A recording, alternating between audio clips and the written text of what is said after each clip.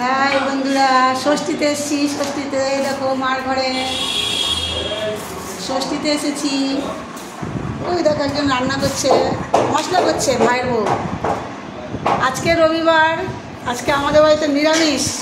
আমরা হচ্ছে শ্রীগুরু সংঘের লোক।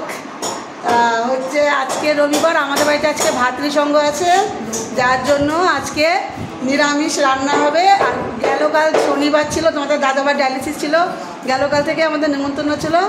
আমরা এসছি, এসে মার ঘরেই খেয়েছি।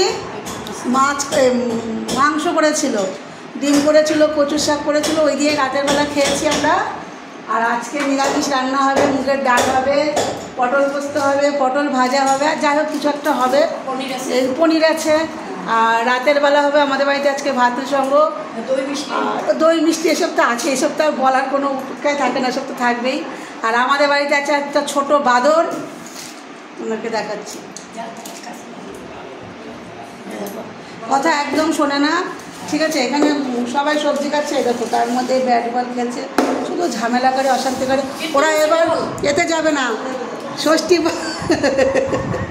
ওদের ষষ্ঠী বন্ধ, এবার ওরা ষষ্ঠীতে যাবে না, কারণ ওদের ওর বাবা যাবে না, ওর মাকে যেতে বলা হয়েছে, ওর মাও যাবে না, তাই ওদের এবার ষষ্ঠী বন্ধ। ওরা এবার পিসিদের সাথে ষষ্ঠী করবে। বারে বারে অপমান করছে, চলে যাব, কি করব,